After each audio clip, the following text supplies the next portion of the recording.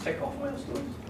No, I didn't even know it was my 700 until after the game, so you learn something new every day.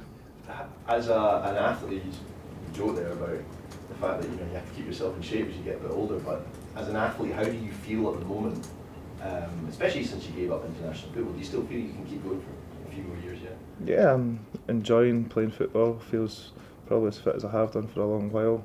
I think since Brendan's came in, changed a few things, and then Neil's came in. I've managed to make sure I've been ticking over that way as well. And I think that's the way you've got to go, especially when you're getting older. You're playing catch up to all the young ones as well. And you've just got to maintain the amount of games that we're playing here as well. Because I think somebody says to me, if we play all the games this season, it's over 60 games that we're going to play again this season. So it's just about maintaining your body, making sure that you're recovered for the game in 3 days, whoever we play.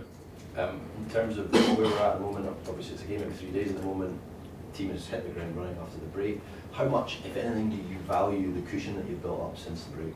I think we just worry about one game at a time. We've got Motherwell coming up on Wednesday, and we just look forward to playing games. And it's an excellent bunch of lads that are in that changing room. We thrive off the games. We look forward to it. And Hamilton at the weekend, it was always going to be difficult going on the Astro. They started well, and then we got a little bit of luck as well.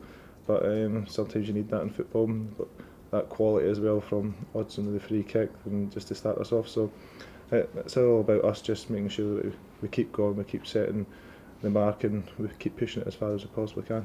What ambitions have you got left in the Games Cup? I think play as long as I possibly can, and hopefully stay here as long as I can as well. And as I say, I've enjoyed it, enjoyed winning trophies over the years, and that's why I came to Celtic, and I've managed to tick a lot of things off, and I think I would never have ticked off in my life.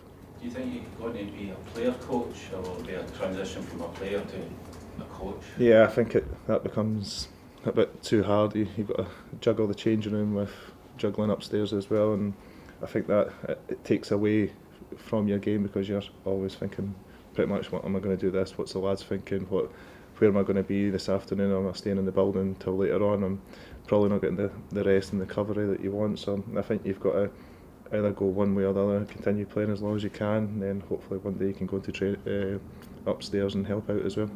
You still speaking to a lot of former managers and what have you, former coaches, about just where you're going? Yeah, I spoke to Gordon a couple of months ago, quite in depth about that. I spoke to Brendan as well, spoke to Neil about that as well, John Kennedy. So no, I take a lot of info from as many managers as I can, to be perfectly honest, because I think maybe one day if I do go into management, and it's always good to pick up the phone to people that have been there, done that, especially at Celtic too. I guess what they're saying to you is play as long as you can. Yeah, it was Brendan and Gordon that says that to start with. The two of them sat me down, and I was taking under 20s, and they were like, look, you've got loads of time for you to do that as soon as you finish playing. He says, make sure you keep yourself as fit as possible, play as many games as you can, and I think I've taken that advice on and tried to push it as far as I can. Gordon played till 40. Yeah, keeps telling me. I know. I mean, you have seen players, midfield players as well, do play that. So I mean, it is, you're only retired once, I guess. That's the way to look at it. I've retired twice to Scotland.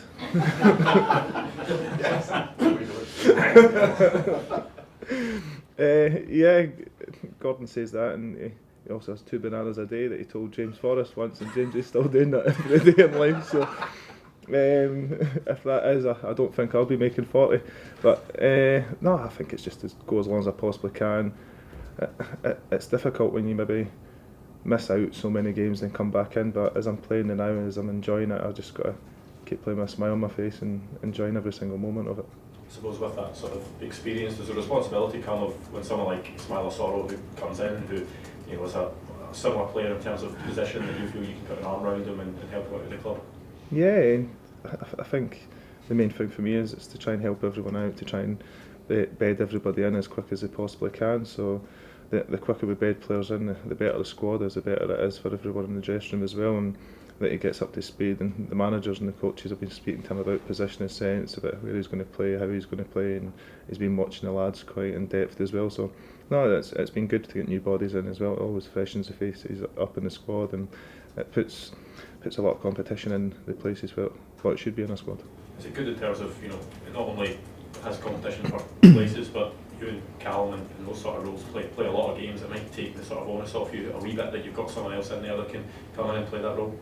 I think Cal could keep playing that role for years. He enjoys it. He enjoys playing every 3 games, and he looks after his body incredibly. Same with James and people like that. So I think for us it's just about whoever the manager picks at the weekend. You've got to make sure you support, whether you're on the bench or you're in the squad, and that's the best thing about this changing room. Everyone's there, everyone's supporting each other. Scott, since the winter break, I think Celtic played 5-1, 5-4 away from home as well. Has something changed? Would you put that run down to? No, we went away last year on the winter break as well, and we came back the exact same way. We had a good little mini pre-season. We had time off as well.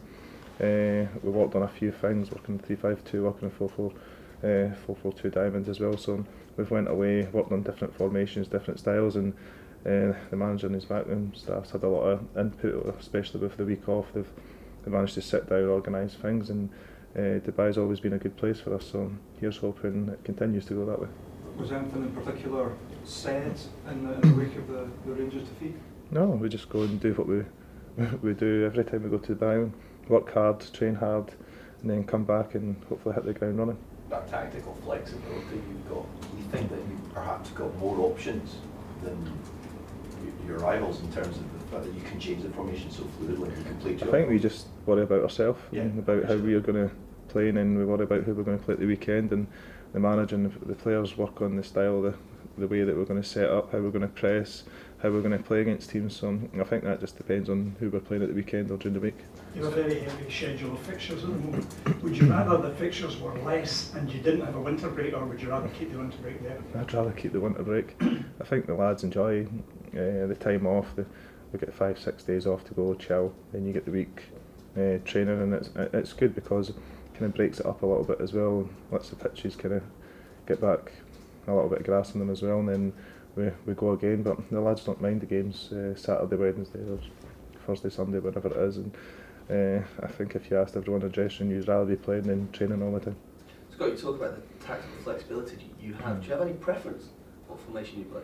No, I think it's built up on how we're going to play against teams and how we're going to press them, how we're going to build out for the back, so it just depends on who we are playing really. Going back to the game coming up tomorrow, when you played there at the start of the season, it was 5-2, I think, lots of goals. Do you expect there to be lots of goals again, Motherwell perhaps to come out and attack a bit more than other teams might do against you? Motherwell always attack, they squeeze apart quite well. They've got some good players as well, they've got a good manager, so it's always a hard place to go, but the pitch is usually quite good, especially the slope. But that's good, we're all looking forward to it, and here's hoping we can get another good result. Scott, how did the team react to Welsh's debut? Yeah, the wee man was fantastic. I think he done really well from start to finish. He's very calm, he's composed on the ball, and I think he was a little bit nervous before the game, but it didn't show during it whatsoever. Do you think too much was made of the Rangers result just before New Year? Stock of That was 5 weeks ago. We've went way beyond that. We've had 5 games since we went forward to Motherwell. That's all we're talking I about. just wonder if that We're not talking about that. Can I ask you about VAR? I know you've been asked about it. You already know what I think about Well, that. but interestingly, this morning there's a YouGov poll out suggesting that 2/3 of fans think that VAR has made watching football less enjoyable, and around about the same thing that it hasn't worked. Now, if we're going to introduce it, It does work, but it's just too slow and it's too boring. And if it works, it's got to be instant. It's got to be not going up the stairs, giving us 5 minutes. The lads are walking about the park. Did we score? Was it offside? Was it a penalty? And it's just slowing the game down. I think momentum's a huge thing in football. And if you score, you want to celebrate with your own fans right away and not get too excited for the next 3 minutes until it goes upstairs.